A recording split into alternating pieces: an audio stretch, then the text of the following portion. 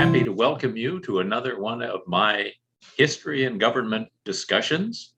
I do these from time to time on a variety of topics, and I do them to try to help people to learn more about our wonderful nation and the incredible system of government that emanates from the unique Constitution that we operate under.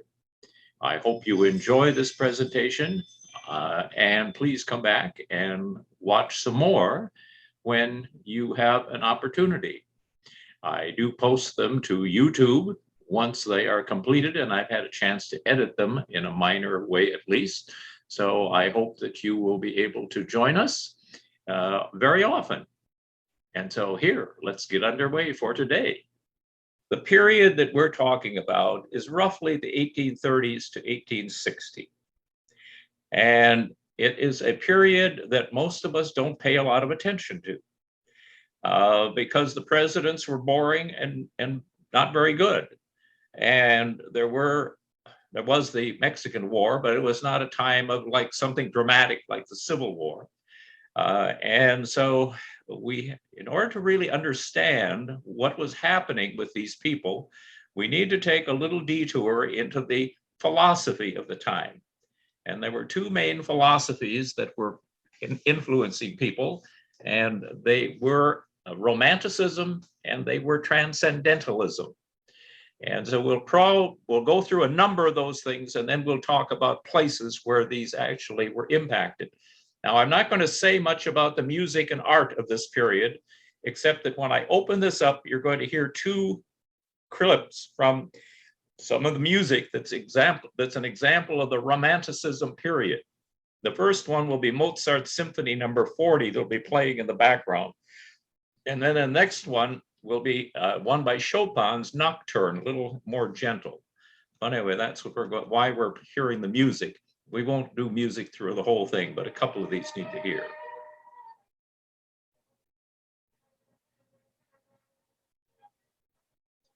This is Mozart's Symphony No. 40. Great composers during this period. Beethoven dies in 1827, but he even gets basically lumped into this period as well. But these were some of the greatest of the great. So we really are going to talk more about reform today than expansion, but it all kind of comes out in this period when things become different. It's pretty powerful music. Transcendentalism and Romanticism. That's Chopin's Nocturne playing in the background. Transcendentalism and Romanticism were two literary movements. They were actually in all the arts that occurred in this period. People lump it in different times, sometimes 1830, sometimes even 1820 to 1860, but it pretty much ends by the time the Civil War comes along. Although the two had different surface similarities, such as their reverence for nature, founding beliefs are quite different, enough to make one seem almost the antithesis of the other. Before we look at what Romanticism is, let's take a moment and look at what it is not. Romanticism, as the name might sometimes imply, does not deal with sappy love stories. This is not the kind of literature we're going to examine. So what is Romanticism? It's a name for the literary artistic period that followed the Age of Reason, which is otherwise called the Enlightenment, the revolutionary period in America. Now, the Enlightenment was worldwide. This was a great change in the way people thought, and it's basically the 18th century. And it was dramatic, and it's why the United States came about, because of thinking from that period. Well, now the country's established. And so the writers and the thinkers moved their focus away from these political matters, these disgusting political things, and revolutionary governmental ideas, although there was still a lot of revolution going on in Europe, and began to focus on other things like emotions and possibilities and imagination. Characteristics of Romanticism. values feeling and intuition over reason, places faith in the inner experience and the power of imagination, shuns the artificiality of civilization, prefers youthful innocence, champions individual freedom, contemplates nature's beauty as a path to spiritual and moral development, looks backward to the wisdom of the past and distrusts progress. Now, the wisdom of the past meant Greece and Rome. Finds beauty and truth in exotic locales, the supernatural realm and the inner world of the imagination. Here's one sample of romantic art, and has noticed a very wild landscape with not a hint of civilization in it and very ominous clouds. Now, I tried to find who actually painted this example. It could be Caspar David Friedrich, who is a German painter from this period, very much one of the Romanticists. And it could be also Albert Bierstadt, who's from this time period. But it gives a good example of what romantic art looks like. What types of literature? They had short stories, there were novels, there was poetry, and there were essays. Elements, the frontier. They could write about and think about this vast expanse with freedom, no geographic limitations. They had great optimism. It's greater than in Europe because of the presence of the frontier with its unlimited horizons. Experimentation in science and institutions. This is where there is the beginning of the idea of mingling of the races. And we don't mean black or brown, we mean immigrants coming in large numbers to the United States. Growth of industrialization, it's the beginning in this period. It's really going to explode after the Civil War. Then, of course, the North and the South were becoming quite polar from each other, and the South continued to remain agricultural. What is romantic subject matter? The quest for beauty that does not tell people how to live their lives. Very intellectual movement. Escapism from Americans' problems. The use of the faraway and the non-normal. Interest in external nature. Nature is the source of knowledge. Nature is a refuge. Nature is revelation of God to the individual. Remoteness of settings in time and space and improbable plots. One of the most prominent, although it was written in Europe, is Frankenstein. Think about the story of Frankenstein. Clearly an improbable story, but very compelling. Inadequate or unlikely characterization, socially harmful morality, a world of lies, organic principle in writing. So who are some of the writers from this period? Well, William Cullen Bryant, and I'm sure you all can start to recite Thanatopsis, right? From 1817, you all know that one by heart?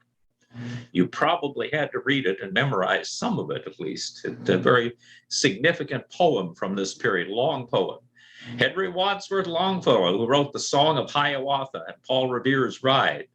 He's the guy over on the middle on the right. And then the dark romantics, Nathaniel Hawthorne, Herman Melville, and Edgar Allan Poe. Big picture, the romantic view of man, a focus on the individual in his inner world, imagination, emotions. This is a painting by Caspar David Friedrich called Sea of Fog, an oil painting. And it's just very introspective, very puzzling. And this is considered one of the masterpieces of this period. The big picture, romantic view of nature. Nature is beautiful, mysterious, and symbolic. God can be seen in the nature. And also intuition, a romantic guide to truth. Inner voice or gut feeling, not paying any attention to logic. These people were probably anti-vaxxers, I don't know. Anyway, dark romanticism or American Gothic. Edgar Allan Poe with Hawthorne and Melville, anti-transcendentalists. They had much in common with the transcendentalists because they were all exploring the conflicts between good and evil, the psychological effects of guilt and sin and madness. Of course, Nathaniel Hawthorne, he wrote things you'll remember like Twice Told Tales, The Scarlet Letter, The House of Seven Gables. Edgar Allan Poe only lives to be in his 40s. The Raven, The Telltale Heart, Murders in the Rue Morgue, The Fall of the House of Usher. And Herman Melville, most prominently known for his work called Moby Dick. Transcendentalism, then. An important literary movement and philosophical movement, though it is not a religion, does not rise to be a religion. To transcend, to go beyond a limit or range, for example, of thought or belief. So transcendentalism is at its core about moving beyond human experience. The idea determining the ultimate reality of God, the universe, the self, and other important matters must transcend or go beyond everyday human experience, also based on romantic ideas, optimistic premises of transcendentalism, that there's a direct connection between the universe and the individual soul. By thinking about objects in nature, people can transcend the world and discover a union with the oversoul, following intuition and beliefs, no matter how much they differ from the social norms of the time. And all people are inherently good. So who were a few transcendentalists? Ralph Waldo Emerson, Henry David Thoreau, who was his pupil, and he drops out of society to live in Walden Pond for 2 years all alone. Ralph Waldo Emerson, Henry David Thoreau. I guess if you didn't grow hair on your face in those days, you just didn't make it. Why did they become so popular? People were disillusioned. They thought there must be more to life than logical, rational experience. They sought to regain a spirituality that was missing. So here's a little comparison between them. Romanticism was highly based on feelings and emotions. Transcendentalism highlights the power of nature, individualism. Romanticism emphasizes emotions and feelings. Transcendentalism emphasizes inspiration beyond human perspective. Romanticism doesn't heavily emphasize God. Transcendentalism does. They believe in miracles. Romanticism is positive. Transcendentalism indicates both good and evil as part of personal growth. Romanticism was against outward appearances. Transcendentalism was against religious traditions and dogma, even though it did believe in God. Again, we have Ralph Waldo Emerson, wrote Nature and Self-Reliance. I want to tell you a little mini incident I had. In high school, I decided to volunteer for extemporaneous reading, where you would go to a contest and they would hand you some publication that you were supposed to read. Wouldn't you know it, when I went to the contest, they handed me Self-Reliance. I didn't know what the heck that was when I was 17 years old. And so somehow I bluffed my way through it. I think I got a terrible score, but I don't remember. But that's how I remember Self-Reliance. I didn't have any. Anyway, Henry David Thoreau, who wrote Walden Pond, where he lived in isolation for 2 years. You can go see Walden, by the way. It's on the route from Boston out to Lexington and Concord. Romanticism today, you find it in the Disney movies, and the best example is Beauty and the Beast. So Romanticism is still with us. If you ever saw, and most of us did, the movie called The Sound of Music, clearly Romanticism. Transcendentalism shows up in the Green Movement. It shows up in the hippies. It shows up in people who are anti the traditional kind of culture. Here are some of the movements that various people have identified. These were some of these that I've already mentioned here that were identified during the 1830s. And then we have the next one, which we don't get into, is realism, that follows from after the Civil War, and some modernism that begins in about the year 2000. And you would probably remember hearing about the lost generation between the wars, especially in the 1920s, when people in Paris were writing a great number of things. Hemingway, for example, is clearly one of the lost generation authors. The Harlem Renaissance in New York, the Beat generation of the 1950s, when many of you were young, in which we had people like Jack Kerouac, Allen Ginsberg, Beat poets. Today, we are in what is called the postmodernism, the literary movement embracing diversity, wordplay, and other attributes of modern culture. And so if you want to think more deeply about it. Now, that's the background. All of these particular things that happen were because of one or more of these movements and their combination. The first guy I want to introduce you to is Charles Grandison Finney, a major leader of the Second Great Awakening. Now, you know, about every 100 years, we have a Great Awakening in this country. The first one was after the Pilgrims and the Puritans had arrived, and then after a few years, they began to stray in the 1620s and the 1630s. And so they had a Great Awakening in which they got to come back to God. And so then in the early 1700s, there's another Great Awakening that takes, well, actually the 1700s, when the first Great Awakening takes place, when they're supposed to come back to God. Forgive me for misspeaking a little bit there about times. The second Great Awakening takes place in this 1830s period. This is Charles Grandison Finney. He converted 500,000 people in large outdoor meetings or revivals, camp meetings. It was different from the older Calvinist Christian tradition that believed that man was predestined to go to either heaven or hell. It couldn't do anything to change his fate. He believed in free will, not predestination. He became active in the abolitionist movement and condemned slavery, supported temperance and women's rights. Here's another picture of him, and he was a father of modern revivalism. He departed from traditional Reformed theology by preaching that people have free will to choose salvation. His origins come out of what is known as the Burned Over District in upstate New York. We'll show a map of that in just a moment. They want to promote social reforms such as abolitionism and equal education for women and African Americans. Second president of Oberlin College, which accepted students without race or sex. And he was active in the Underground Railroad and believed in universal education. Then there are the Shakers. The Shakers, a breakaway group, started in England in the 18th century and moved to the US.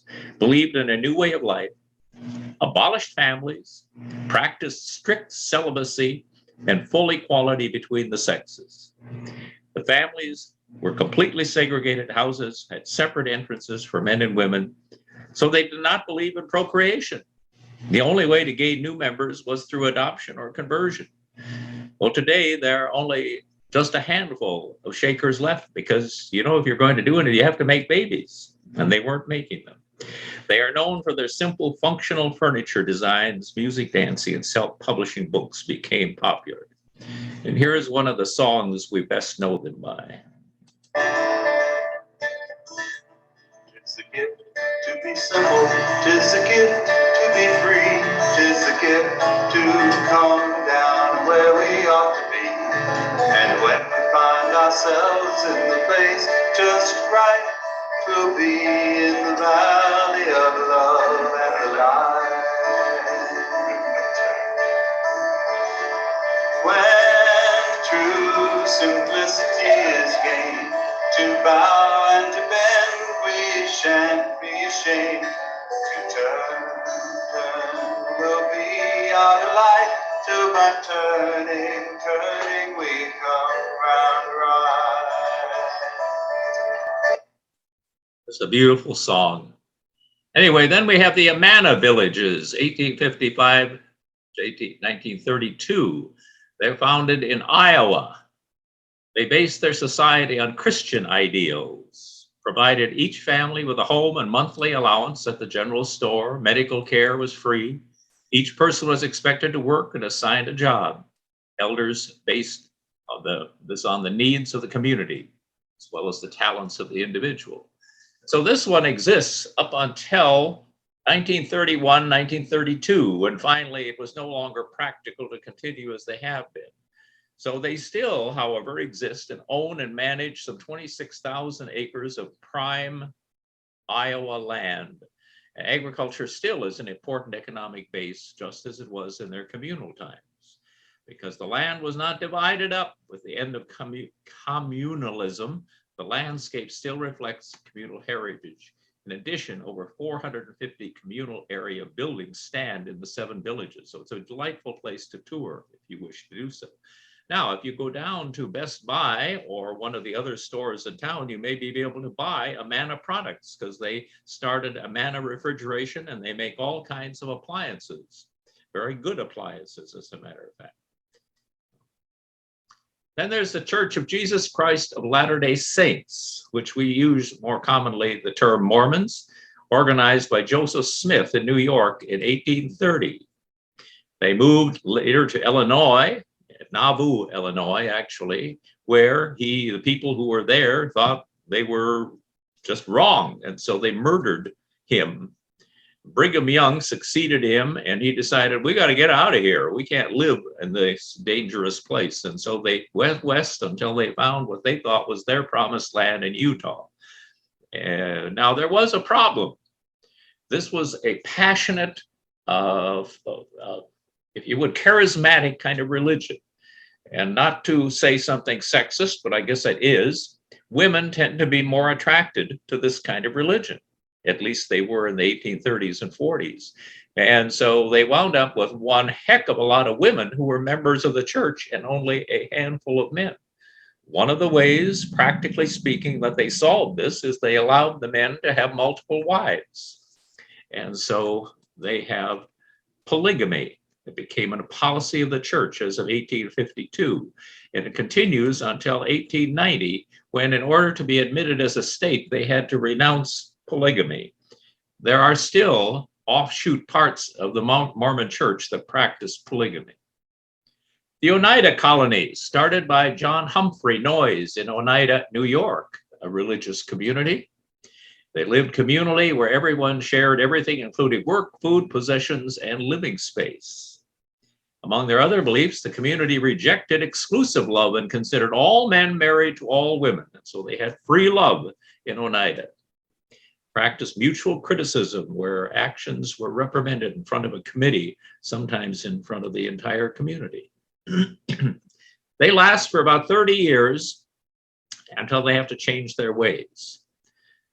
You'll notice up in the upper right, what do we still know them for? You can go into any department store, any store that sells stuff for the home, and you'll find Oneida silver plate mostly, but all kinds of silver. Still manufactured as Oneida. But they were a utopian community, idealistic community. So what is utopia? Utopia is an imaginary community or society possessing highly desirable or nearly perfect qualities for its citizens.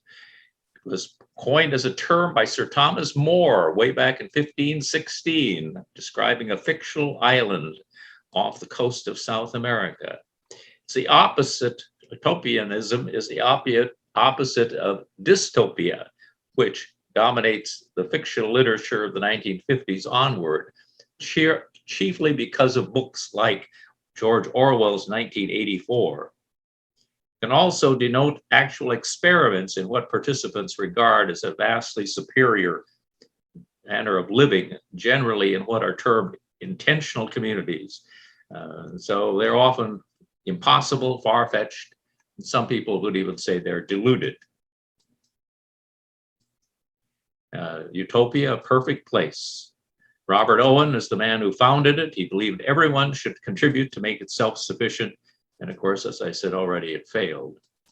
This is what Robert Owen looked like. He was a utopian socialist.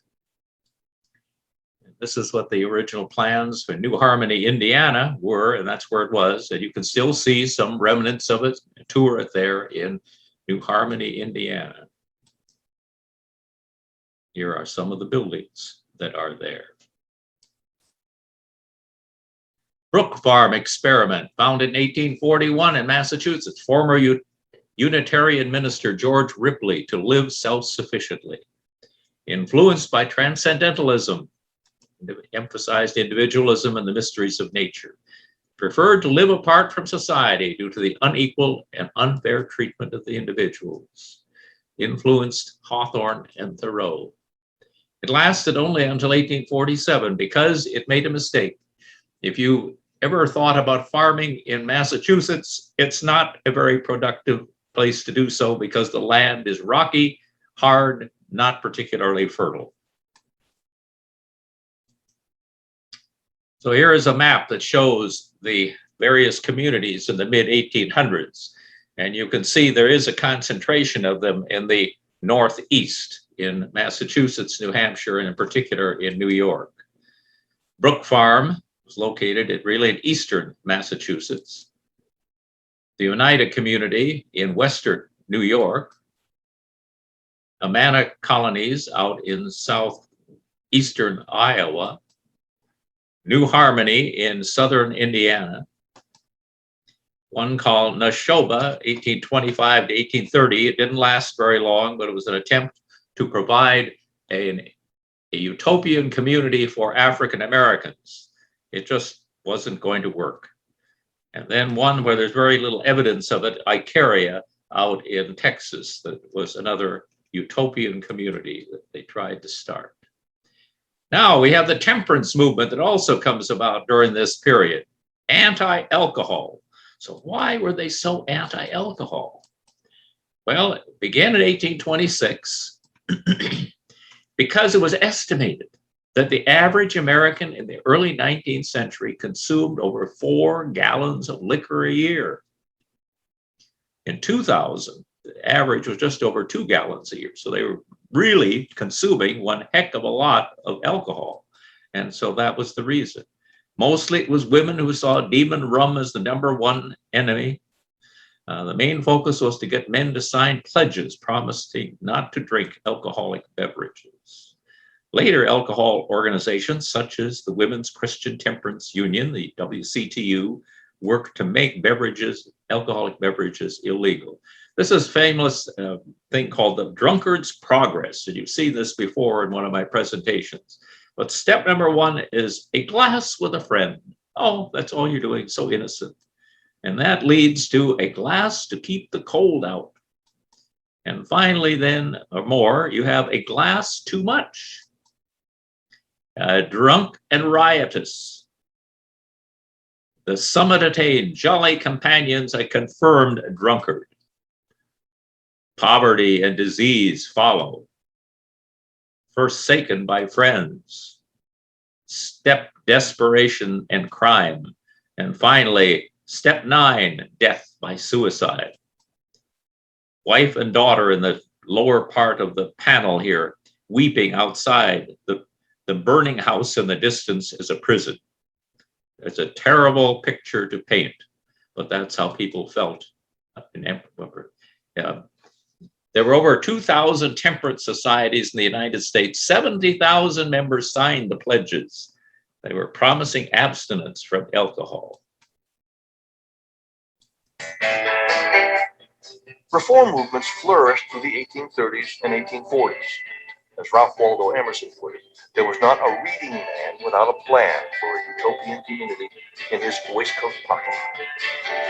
Utopian communities were formed outside of mainstream America, usually in rural areas in the countryside. There were 2 kinds of communities. One was religious, like the Shakers, or the Oneidan Perfectionists, or they were more secular, like Brook Farm. The types of utopian communities in 19th century America varied widely. Brook Farm in Massachusetts and Harmony, Indiana, sought to build high-minded, economically cooperative communities. The radical Oneida community in New York State preached artisanship and free love. The Shakers, led by Mother Ann Lee, prohibited sex altogether. Americans even turned to fad diets to reform their bodies. One of the most popular and longest-lasting regimens was a diet of whole wheat crackers promoted by Sylvester Graham.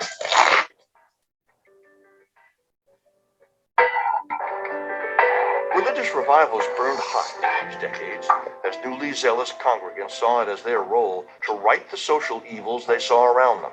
The 19th century religions tended to be more optimistic. The idea that God was basically loving, that you could do certain things to make sure that you go to heaven, and you could also improve the world around you.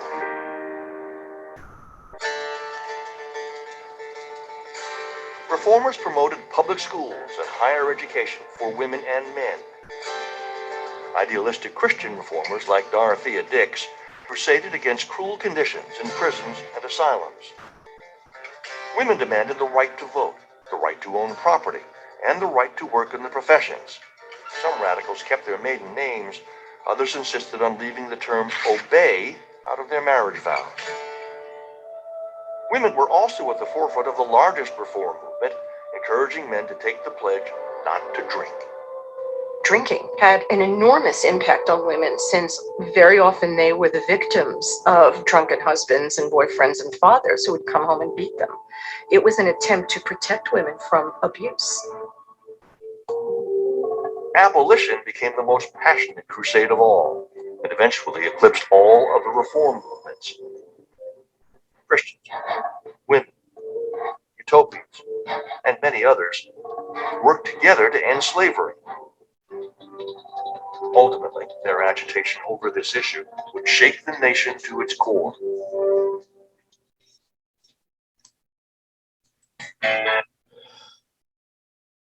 So then we also have educational reform. Free public education was rare before the 1820s. Education just wasn't valued in the same way it was going to come to be valued. A movement for common schools began in Massachusetts in 1830 to 50. They were going to Americanize all these new immigrants, most of whom were Irish at that point. Horace Mann was an important leader in the movement, which advocated compulsory education. Common schools were designed to have a similar educational experience for all children, regardless of class or locale. Viewed as a vehicle to preserve rural values, and normal schools were established to train teachers. The normal schools that were established during this period gradually evolved into becoming state universities.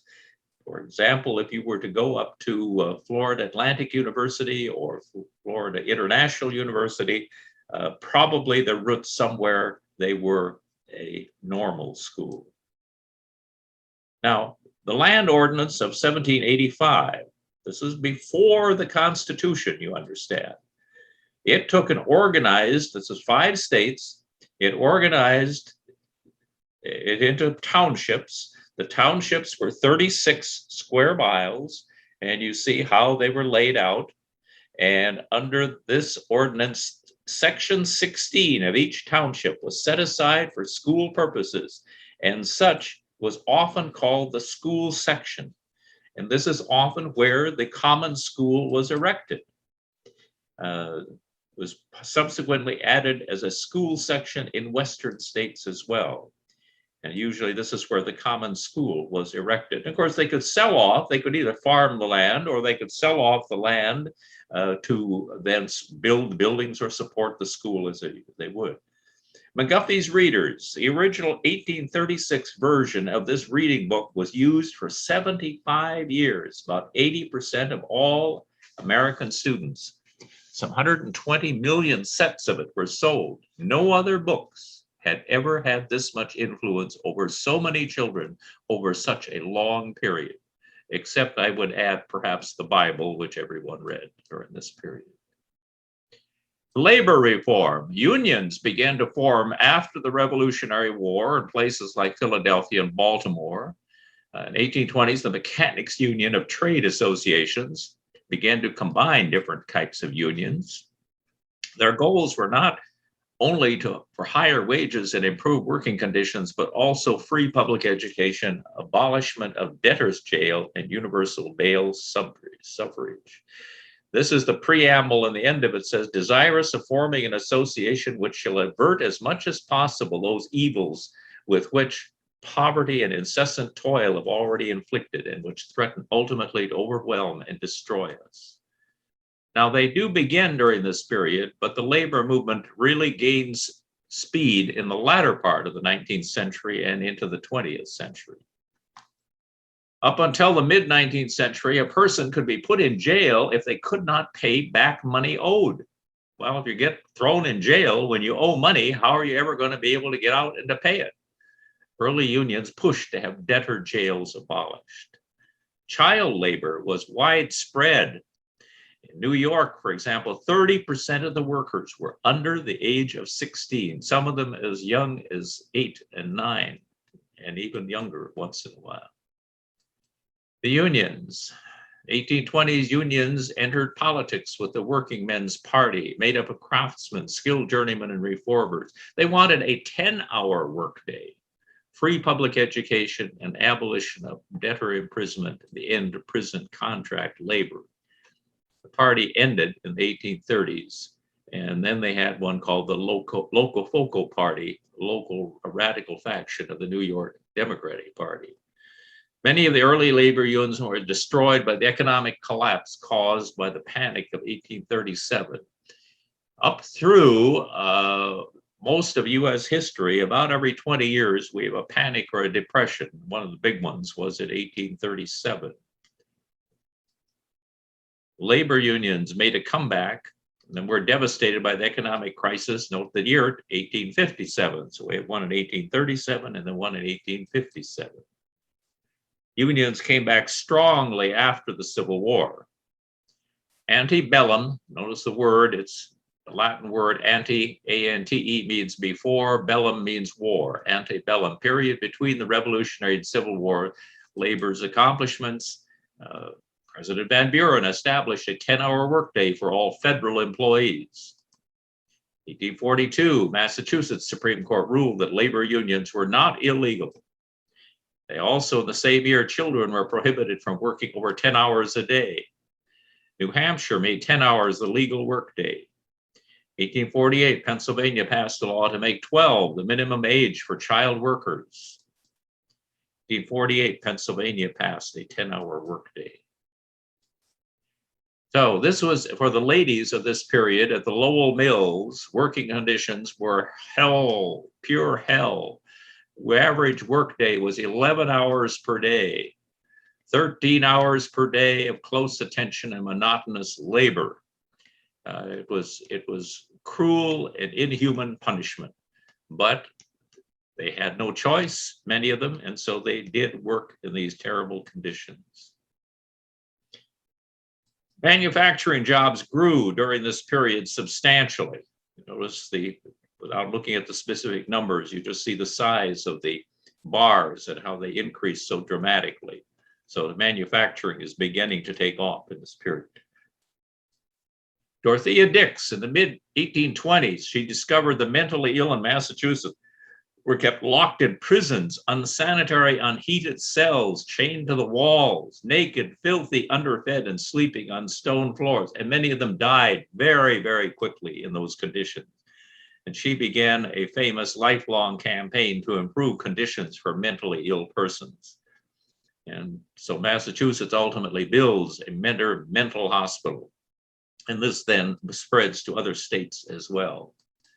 Women mobilized for rights. The Second Great Awakening inspired women to do things they had never done before. They became active in activities outside of their home and family.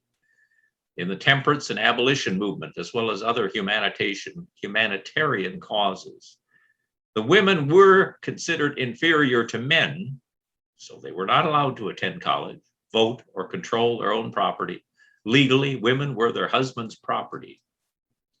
Many women were angry at their second-class status. The primary focus of the antebellum women's rights movement, was obtaining civil rights. Women wanted equal property rights, divorce reform, custody of their children, and the right to vote. Here's some dresses from the 1840s and 1850s, things that would be difficult to move in. A lot of fabric, so forth. Protest against the uncomfortable and constricting women's clothes began when Libby Miller developed it, became known as the bloomer style. Called bloomers after the Lily magazine editor, Amelia Bloomer, promoted the new style. Women were harassed and bloomers disappeared until the end of the 19th century. So what did they look like? This is what they were. Notice they were pants, if you would, kind of expanded pants underneath a half dress.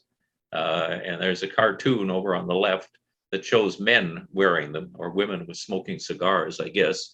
But anyway, that's what bloomers looked like during this period. They were at least somewhat more comfortable than what people had been wearing. So what do bloomers look like today? If you go out to buy some, you can. These are what bloomers look like today if you go to the store to buy them. I suspect there aren't too many people in the audience that are listening to this today who are about to go out and buy bloomers, but I don't know.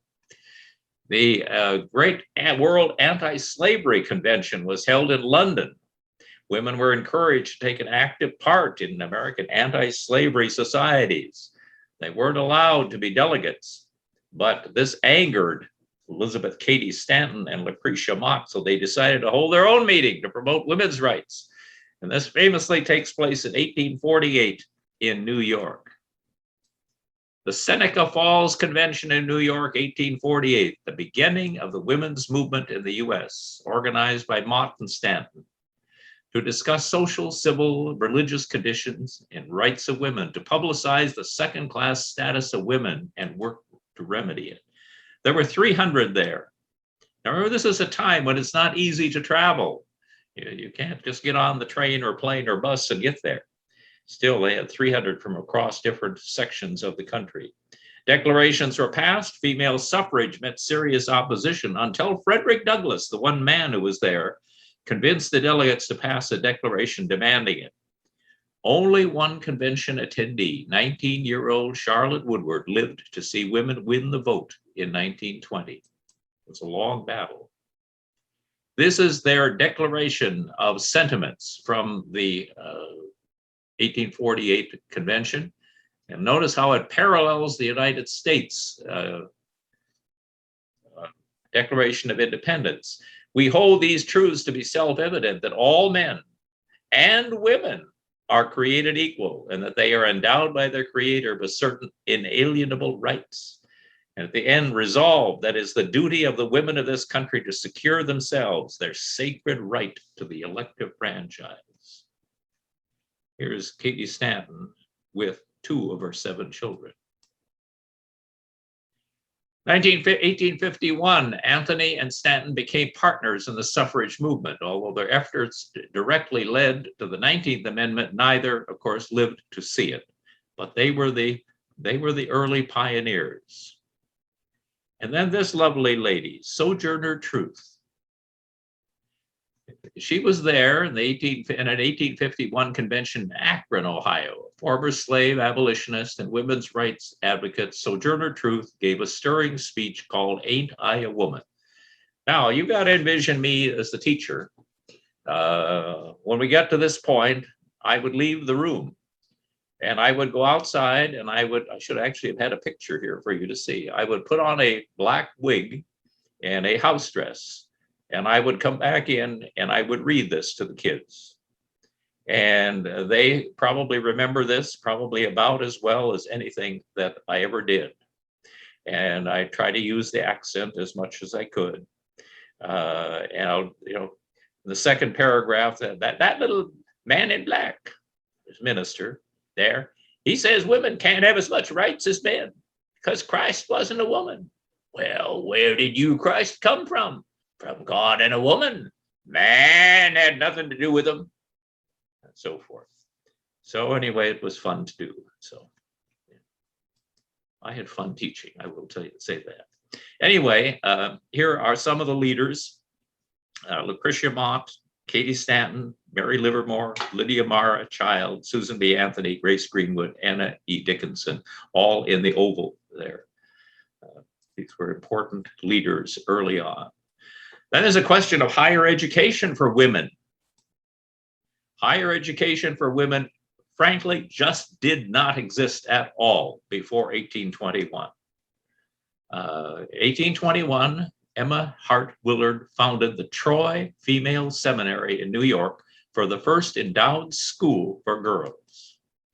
Oberlin College became the first coeducational college in the United States in 1833. 1837, Mount Holyoke College, the first established for women, was opened. This is an interesting artist's depiction of a group of women in a hall listening to a woman speaker, pointing to the men sitting in the upper gallery.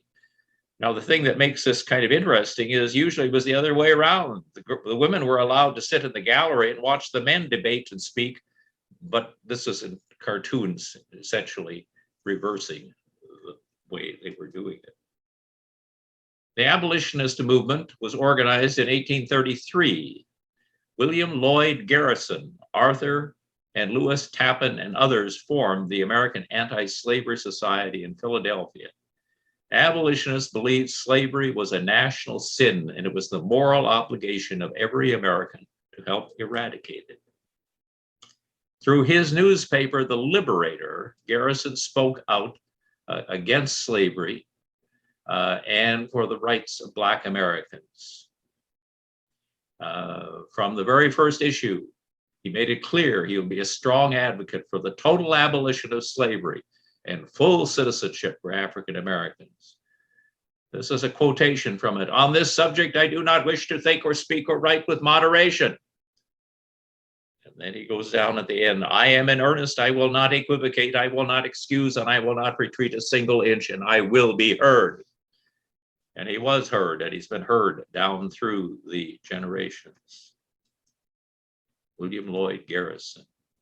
Anti-slavery societies sprang up all over the North and West, including the Salem, Massachusetts Female Anti-Slavery Society, the first to be founded by a Black woman.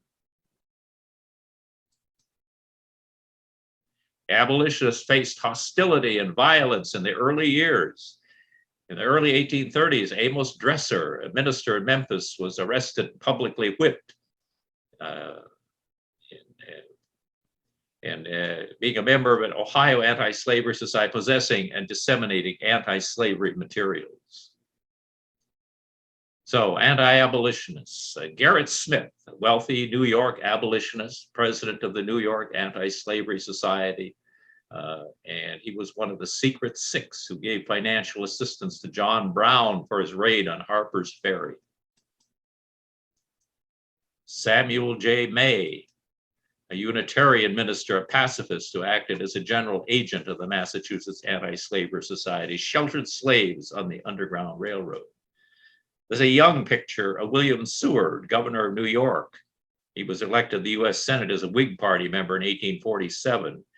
He was actually the main opposition to Lincoln becoming the Republican nominee in 1860. But out in Chicago, they pick, in fact, Lincoln rather than Seward. But he takes Seward and makes him his Secretary of State. And Seward plays a key role in writing the Emancipation Proclamation. And he also sheltered slaves on the Underground Railroad.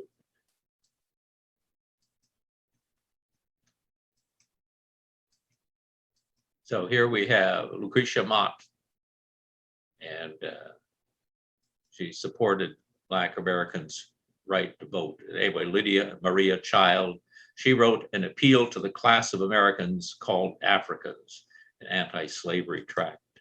And of course, Sojourner Truth, one of the best Black women to represent the cause. Now this is, I'm not going to read all of this for goodness sakes, because it's way too long, but I don't want to lose it, so I've left it in slide. I kept looking for better pictures of these ladies, but these were about the only pictures history uses of Sarah Grimke and Angelina Grimke. They were American feminists and social reformers. They were born in the South into privilege, and they became anti-slavery, and so they had to escape to the North. They were born in Charleston. They moved to Philadelphia, and they continued their anti-slavery activities throughout the years, could not return to their own home in Charleston. Eventually, they free their own slaves, but they are leaders in this through their writing and activities during this period. Grimke sisters. So the abolitionist movement then moves and turns to politics. Abolitionists turn to various means to bring the slavery question alive. And the Liberty Party is formed in 1840 to secure emancipation through the political process. And this is one of the prime leaders of it, Birney, James G. Birney from Michigan. So we can quickly take a look at a couple of the presidents during this period. The election of 1848, Compromise of 1850, the Fugitive Slave Law, and Uncle Tom's Cabin. So founded in 1848, we have this Free Soil Party, and it's former members of the Whig Party and the Liberty Party. The Whig Party is kind of falling apart during this period. Opposed extension of slavery. Former President Martin Van Buren was their candidate. One of the first elections for the third party, Van Buren received 10% of the vote. and really allowed Zachary Taylor to win. By 1852, the Free Soil Party actually had 12 congressmen. Their party slogan, free soil, free speech, free labor, and free men. But they fell apart again. By 1854, the remaining members joined the Republican Party that's formed in Ripon, Wisconsin in 1854. Actually has a presidential candidate in John Fremont in 1856. And by 1860, they're able to elect a president. The party scared Southerners who saw it as a threat to their culture. And so in 1848, there will be a Currier and Ives cartoon, and it's really, cartooning in this period was in an early stage. Remember, this is just after the rotary press has become pretty common, so that they could print large numbers of newspapers cheaply. And so they tried to cram as much information as they could in a cartoon. And this one is very involved. It's the marriage of this former slave, and it is Martin Van Buren, and they're trying to marriage of free soil and liberty parties. And it's a funny cartoon if you read all the explanation of it. It's too long for us to do here today. The traditional party candidates were Lewis Cass and William Butler, who were, and then Zachary Taylor and Millard Fillmore. The Whigs only win 2 elections. The first election they win is William Henry Harrison, who then dies after 1 month in office, and this other one is Zachary Taylor, who will serve for 16 months, and he dies in office. So they don't have much luck with the presidents they do elect. And then by the 1850s, they are disappearing entirely. Here are some political cartoons from the 1848 election. James K. Polk, when he became president after the election of 1844, he had 4 things he wanted to accomplish. He felt he'd accomplished them all, and he only served 1 term. And so he did not run for election or re-election in 1848. 1848 election, you see how it was spread with Taylor. It's really a mixed bag at this point. We haven't got the sharp division that's going to start about 1850. Note the growth in the popular vote for the anti-slavery parties. The anti-slavery parties gain enormously during this period, but the gaining is all in the North. Zachary Taylor, great general, and in his presidency, almost immediately had to deal with the big challenge of the admission of California into the Union as a free state.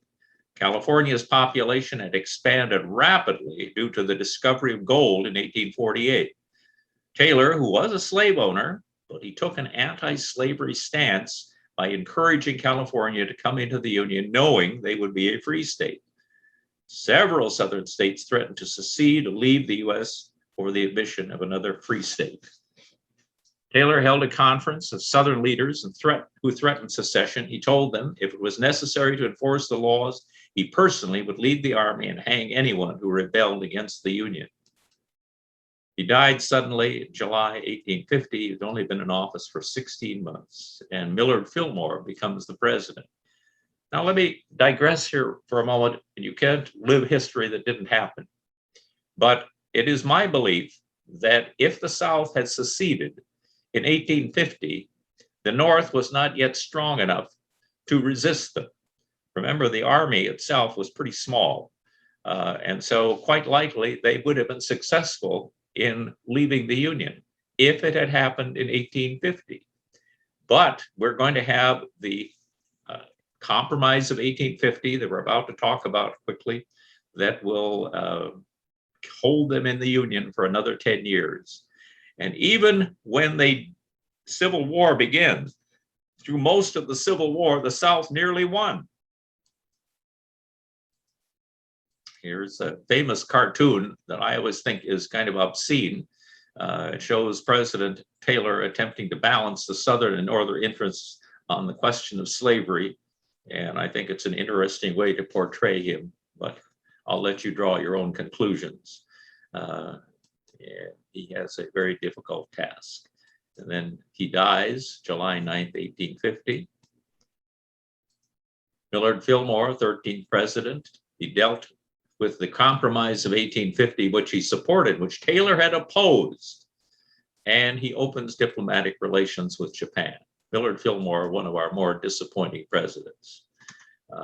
Anyway, by 1850, sectional disagreements were threatening the Union.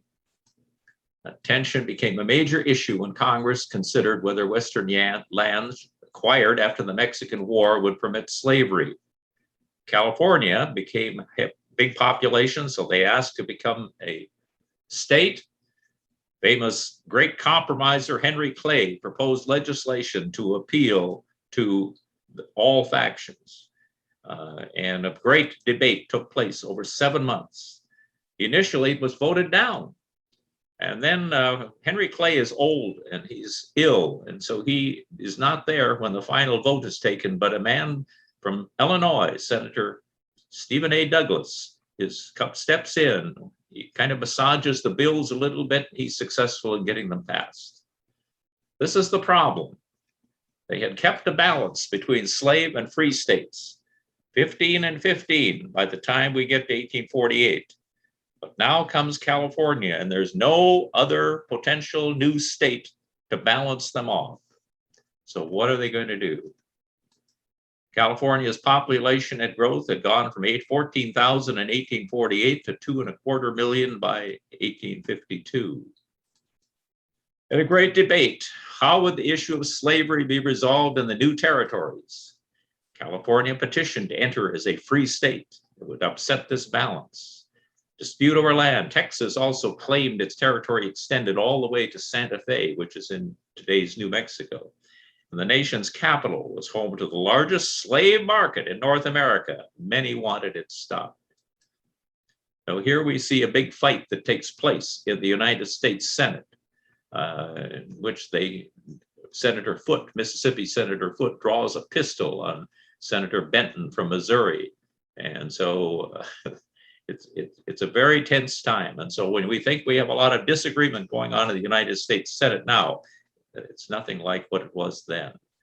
And this is Clay presenting the Compromise of 1850.